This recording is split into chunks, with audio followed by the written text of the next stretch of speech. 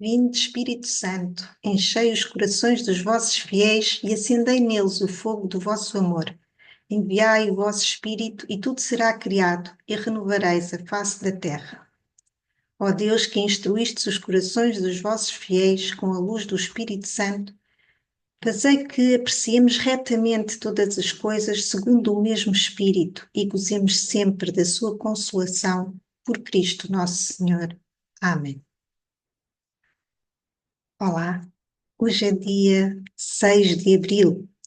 Celebramos o quinto domingo da Quaresma.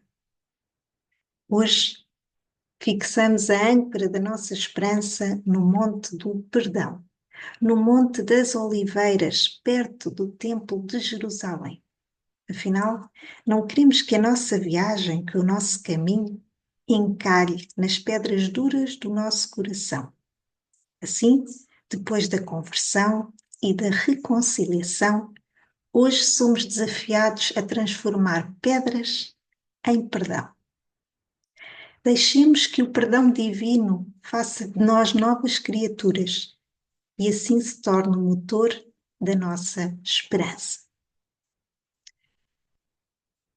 Já te falei de perdão, já te falei sobre o perdão num outro áudio, em outras vezes, mas nunca é demais lembrar que perdoar não muda o passado, não pode modificar o que já aconteceu. No entanto, pode nos permitir mudar o futuro e viver de forma diferente, sem rancor, sem ressentimentos, sem mágoas, sem ódio, sem desejo de vingança. Ou seja, em paz. E não existe nada mais valioso, nada mais importante, nada mais essencial que viver em paz.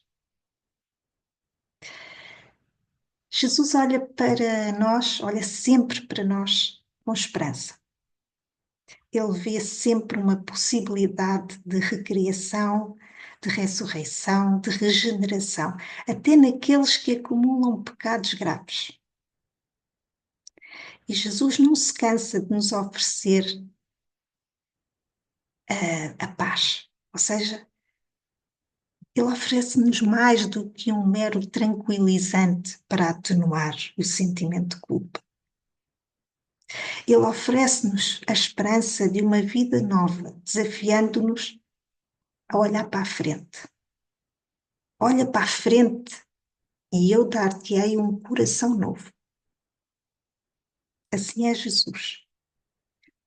Por isso, quando desanimamos diante dos nossos pecados e culpas, esquecendo que Deus é misericordioso e é maior do que o nosso coração e que os nossos pecados, estamos a pecar contra a esperança de Deus. Pecamos contra a esperança quando o outono anula em nós a primavera, quando o amor de Deus deixa de ser um fogo eterno e não temos coragem de tomar decisões que nos comprometem para toda a vida. Lembremos-nos das palavras do nosso querido amigo Papa Francisco, que diz: Deus perdoa tudo, Deus perdoa sempre. Somos nós que nos cansamos de pedir perdão. Portanto, quando Jesus entra em cena, o futuro abre-se a uma vida com um sabor diferente. Hoje é sobre isto. A frase bíblica de hoje é: vai e não tornes a pecar. Ela é tirada do Evangelho de João.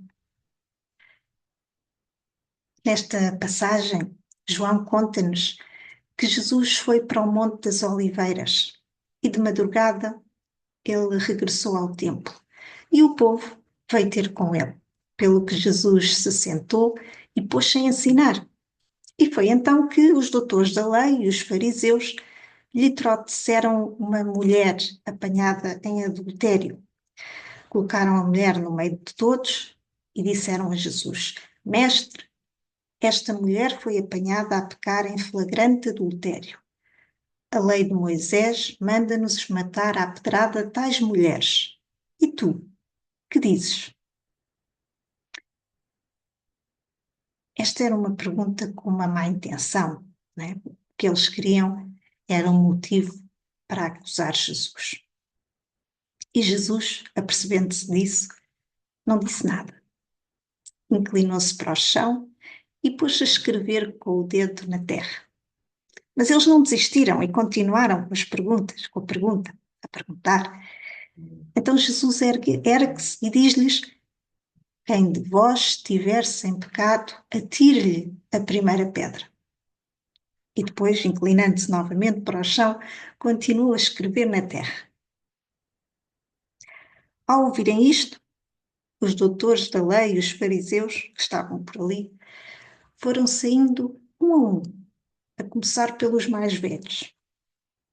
E ficou só Jesus e a mulher. Então Jesus ergue-se e pergunta à mulher: Mulher, onde estão eles? Ninguém te condenou? E ela responde: Ninguém, Senhor. E Jesus então diz-lhe: Também eu não te condeno. Vai e de agora em diante não tornes a pecar. Vai e não tornes a pecar. Que grande lição esta! Jesus não condenou, Jesus não castigou, Jesus não exerceu violência sobre esta mulher. Jesus instruiu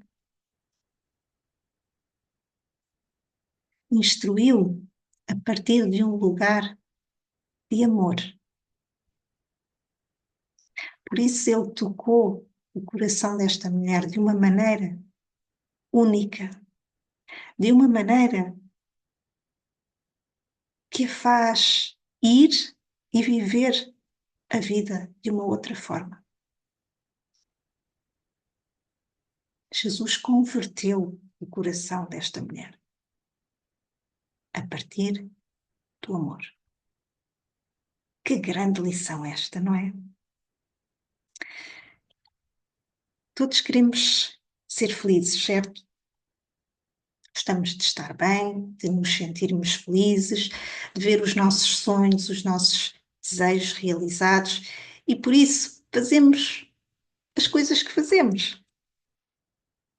Mas nem tudo o que fazemos é bem feito, não é? Nem tudo o que fazemos leva à felicidade. Mesmo se num primeiro momento parece que sim, ou se há muita gente a dizer que sim, que está bem, continua. Às vezes as coisas que fazemos não são boas. Fazemos coisas erradas, coisas que não acrescentam. Às vezes atalhamos caminho, não é? E todos nós sabemos que há caminhos para alcançar a felicidade que são mentirosos, que aparentam ser uma coisa boa, mas não são bons. E depois há também o pecado, não é? Que é tudo aquilo que, quando fazemos, provoca dano, sofrimento ou prejuízo a alguém, não é? Que diminui, ou que nos provoca dano e prejuízo a nós mesmos, sem nos darmos conta. Quando assim é sinal que nos estamos a afastar de Deus. Que não estamos a viver de acordo com os seus valores, com os seus princípios. É sinal que estamos a ter falhas de amor. Mas ainda assim, Deus só quer que sejamos felizes e quer que devolver-nos a felicidade que perdemos por causa das nossas más ações, das nossas más decisões, das nossas más escolhas. E é isto que acontece neste texto do Evangelho. Jesus, que é Deus feito homem, não condena o pecado da mulher adulta, ou seja, ele sabe que o comportamento da mulher não a define, não a define. Ele só lhe diz que não volte a enganar-se no caminho que escolhe para ser feliz. E nisto consiste o perdão de Deus. É sempre um convite e um encorajamento para que procuremos ser felizes de verdade, sem pisar em ninguém. Neste episódio da mulher adúltera, estão todos amarrados ao presente ou ao passado. A mulher que procura um amor qualquer, o seu parceiro que procura prazer sem responsabilidades, os acusadores que procuram um pretexto para a violência que trazem dentro deles. Ninguém está livre de pecado. E todos sabem isso. Todos têm essa consciência. E por isso todos, um a um, vão deixando cair as pedras. E se retiram. Só Jesus oferece o futuro, oferece a mudança. Uma vida com um sabor diferente. Não tenho muito jeito para cantar, aliás, não tenho jeito nenhum. Mas vou cantar aqui o refrão do nosso hino da esperança. Apetece. Perdoa-me a falta de capacidade e de jeito. Chama viva da minha esperança, que este canto suba para ti, sangue eterno de infinita vida, no caminho eu confio em ti. Lindo, não é? Que inspiração. Então terminamos com uma oração. Aqui estou, Senhor, sentindo-me pecadora, no meio de um povo de pecadores. Diante de ti, reconheço o meu fracasso. Entristece-me a minha queda e o meu desamor. Choca-me a falta de empatia dos outros. Surpreende-me o olhar com que me olhas. Em ti encontro esperança. Desafio a experimentar novos caminhos, energia para fazer diferente. De certeza que estarás sempre do meu lado. Amém.